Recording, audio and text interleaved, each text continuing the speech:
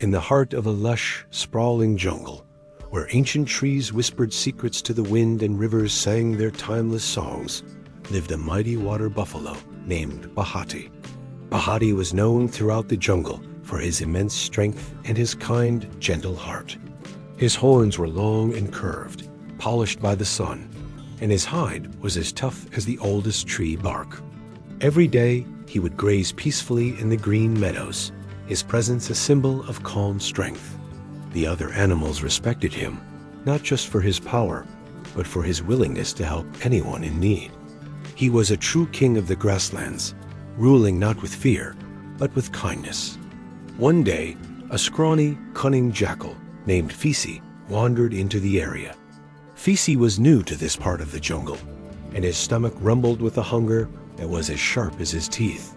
His eyes, small and beady, darted around, constantly searching for his next meal or an opportunity to exploit.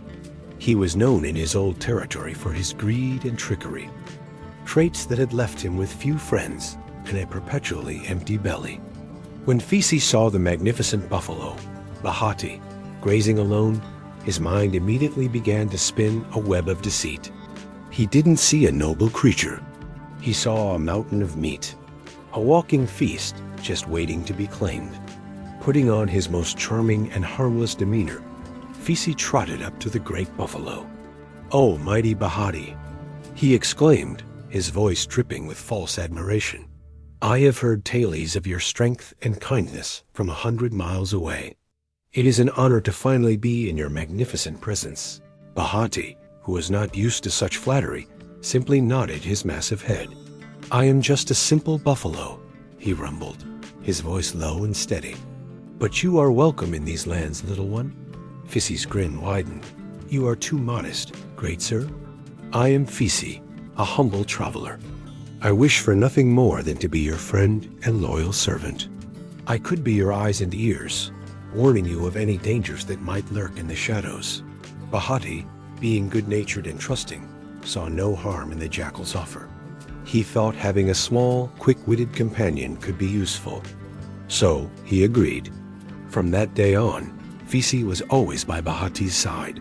He would chatter endlessly, telling jokes and stories, and pointing out the sweetest patches of grass. He'd run ahead and scout the path, pretending to clear it of snakes and thorns. In return, Bahati protected Fisi from larger predators. When a leopard stalked too close, Bahati would lower his horns and stand his ground, a formidable wall of muscle that sent the big cat slinking away. Fisi would then shower Bahati with praise, reinforcing the buffalo's belief that their friendship was genuine. But Fisi's heart was filled with greed. Every time he looked at Bahati, he imagined sinking his teeth into the buffalo's flesh. He was just biding his time, waiting for the perfect moment. His plan was simple but wicked. He needed to isolate Bahati and lead him into a trap. So Fisi began to sow seeds of doubt. "Great Bahati," he'd say with a concerned frown, "I heard the monkeys chattering about a secret meadow on the other side of the shadowy canyon. They say the grass there is sweeter than honey, and the water is as clear as crystal. A place fit for a king like you." He knew the canyon was a dangerous place, filled with treacherous pits and steep cliffs. Bahati was content with his usual grazing grounds, but Fisi was persistent. Day after day, he described the mythical meadow in glowing detail, making it sound like paradise on earth. "Imagine, my friend," Fisi would whisper, "no other animals to share with. An entire field of the most delicious grass just for you. You deserve it. After all you do for everyone." The constant temptation began to wear on Bahati. The idea of this special, secluded place, a reward for his hard life, started to appeal to him. His good sense was slowly being clouded by the jackal's sweet but poisonous words. Finally, one morning, Bahati gave in. "All right, Fisi," he said, "lead the way to this magical meadow of yours." Fisi's heart leaped with wicked joy. His plan was finally in motion. He led Bahati away from the familiar, safe grasslands and toward the ominous-looking shadowy canyon. The path grew narrow and rocky, the air becoming still and heavy. Bahati felt a sense of unease, but Fisi kept reassuring him. "We're almost there, my mighty friend.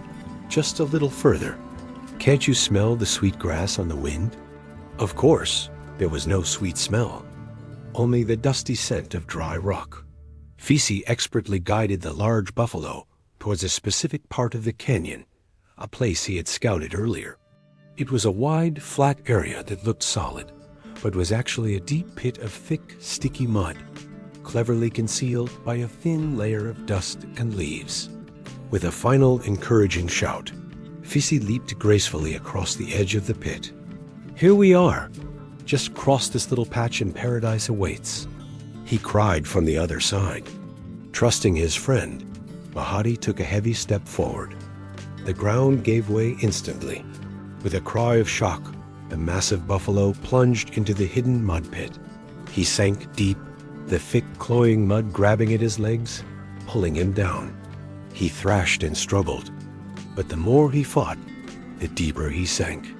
The mud was like quicksand, a trap from which there was no easy escape. Panic began to set in as he realized the terrible truth of his situation. He was stuck, helpless. From the edge of the pit, Fisi's demeanor changed completely. The friendly, fawning mask fell away, replaced by a cruel, triumphant sneer. "You fool!" he cackled, his voice sharp and mocking. "Did you really think I was your friend? I've been waiting for this moment since the day I met you. You are nothing but a meal to me." Bahati stared up, his heart breaking not just from the trap, but from the betrayal. "Fisi, why?" he bellowed, his voice filled with anguish. "I trusted you. I protected you." Fisi just laughed. "Your trust was your weakness. Now you will die slowly, and I will feast on your flesh for weeks." He then trotted off, planning to return later when the buffalo was too weak to fight back. Bahati was left alone, trapped and betrayed. Despair washed over him as the mud pulled him further down. But Bahati was not just strong in body. He was strong in spirit. He refused to give up. He remembered the lessons of the jungle, that true strength wasn't just about muscle, but about patience and cleverness. He stopped struggling, conserving his energy. He calmed his breathing and began to think. He observed how the mud moved, how the sun baked it, and how the edges of the pit were structured. An idea began to form in his mind. It was a long shot, but it was his only hope. Using his powerful horns, Bahati began to dig at the side of the pit. It was slow, exhausting work. He carved out chunks of the muddy wall, flinging them behind him. Slowly, painstakingly, he started to build a ramp of mud and earth behind himself. He'd dig, push the mud back, and then use it to raise his hind legs just a little. Hours turned into a day, and then a night. He was hungry, thirsty, and his muscles screamed in protest. But the thought of the jackal's treachery fueled his determination. He would not let greed win. He would not end his life as a fool in a mud pit. As the second day dawned, Fisi the jackal returned, licking his lips in anticipation.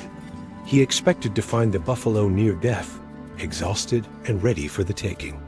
But what he saw made him freeze in disbelief. Bahati was not sinking. He was rising. He had built a steady, solid ramp behind him and was now almost at the edge of the pit. With one final mighty heave, Bahati pushed himself up and onto solid ground. He stood there, covered in mud, exhausted but victorious. His eyes, burning with a cold fire, locked onto the stunned jackal. Fisi, seeing the fury in the buffalo's gaze, knew his time was up. Fisi tried to run, but he was no match for a furious buffalo. Bahati charged, his hooves thundering on the ground like war drums. There was no escape. The chase was short and decisive. The jungle fell silent for a moment, and then life went on. Bahati, weary and caked in mud, made his slow journey back to his green meadow. He was a different buffalo now. He was still kind, still gentle to those who were true, but he had learned a harsh lesson. He learned that a sweet tongue can hide a bitter heart, and that trust must be earned, not given away freely. His story became a legend in the jungle, a powerful reminder to all. Beware of easy flattery and false friends, for the greed of the few can bring ruin if you let your guard down. True friendship is proven through actions, not just words. Thanks for watching. Don't forget to like and subscribe for more stories.